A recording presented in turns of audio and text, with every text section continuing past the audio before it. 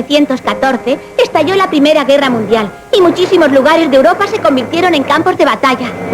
¡Ay, por Dios! ¡Ya está bien de guerras, ¿no os parece?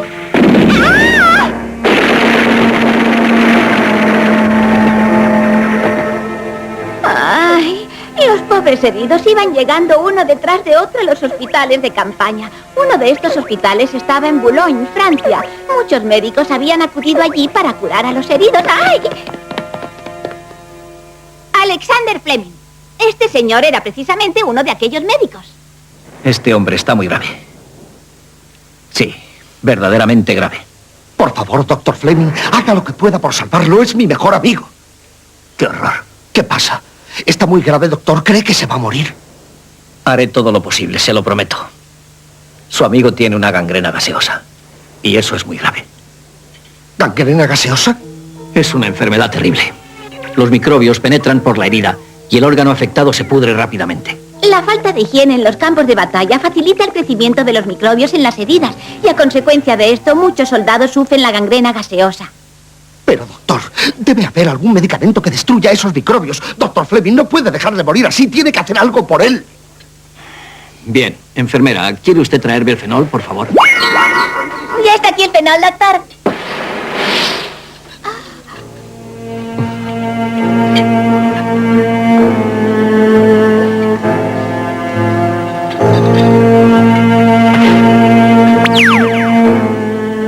El peligro de la gangrena gaseosa es que se extiende rápidamente por todo el cuerpo.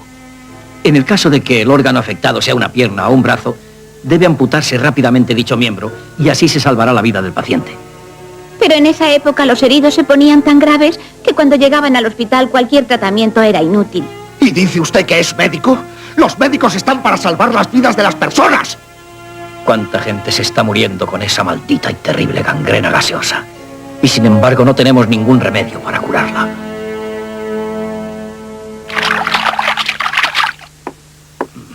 Vamos, levanta ese ánimo. No te desanimes, tú has hecho lo que has podido, ¿eh?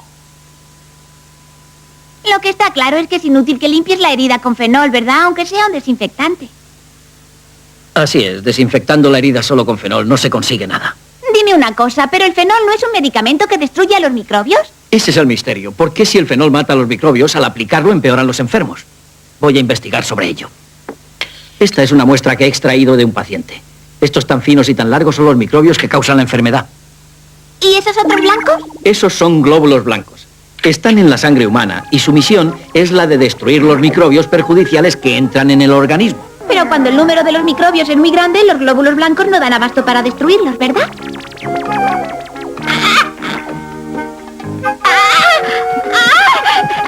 ¡Socorro, doctor Fleming! ¡Dame rápido el fenol!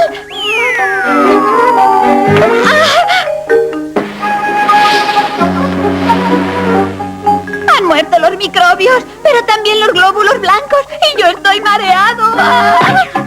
Ahora lo entiendo. El fenol no solo mata a los microbios, sino que al mismo tiempo destruye también los glóbulos blancos. Por esa sencilla razón empeoran los enfermos. ¡Comprendo! Por lo tanto, lo que tienes que hacer es descubrir un medicamento que mate a los microbios y destruir los glóbulos blancos, ¿verdad? Cuando terminó la guerra, el doctor Fleming se puso a investigar en el Hospital St. Mary en Londres, tratando de encontrar algún remedio que destruyera a los microbios. Pero este es tu laboratorio, es antiguo y pequeño y no tiene condiciones.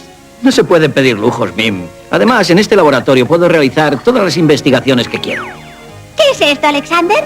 Estoy haciendo el cultivo de un microbio. ¿De un microbio? Ben, ¿quieres echar un vistazo? Sí.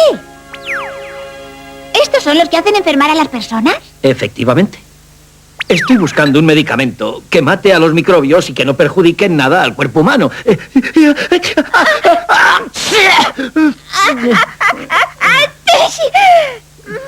parece que nos hemos resfriado. Caramba, qué mala suerte. Me había dejado destapado el cultivo. ¿Qué os parece? A consecuencia de ese resfriado, el doctor Fleming hizo un gran descubrimiento.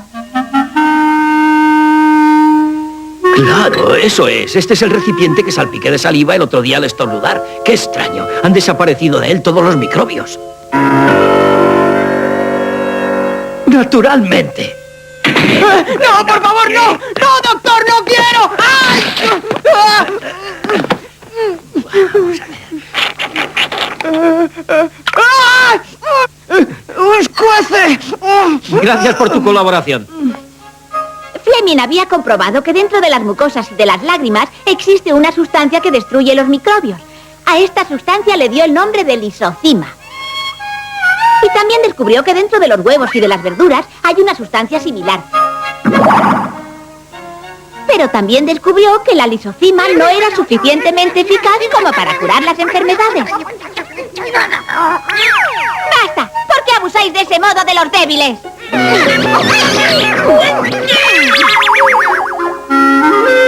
¡Defiéndete! Yo sería un hombre feliz si encontrara una sustancia que fuera más eficaz. ¿Eh? Otra vez ha salido el moho azul. Lo tiraré. No, espera. Fíjate en esto. Solo alrededor del moho ha desaparecido la colonia de microbios. ¿Quién sabe si esto puede significar algo muy importante? ¿El moho algo importante? Eso es increíble. Fleming tenía un temperamento que le impedía estar quieto. Investigaba intensamente, aunque a veces lo que estuviera haciendo fuera de poco valor, como en el caso de la lisocima de las mucosas. Claro, ya lo sabía. Este moho tiene todas las características de lo que estoy buscando. Vaya, debía ser algo muy importante, pero en realidad, ¿qué estaba ocurriendo en el laboratorio del Dr. Fleming? Muy bien, volvamos atrás un momento. Vamos a ver. Los recipientes para hacer los cultivos de un microbio normalmente deben estar tapados. Sin embargo, a veces se dejan sin tapar para realizar algunos experimentos y comprobaciones. ¡Aquí estoy! ¡Abracadabra, pasta de cabra!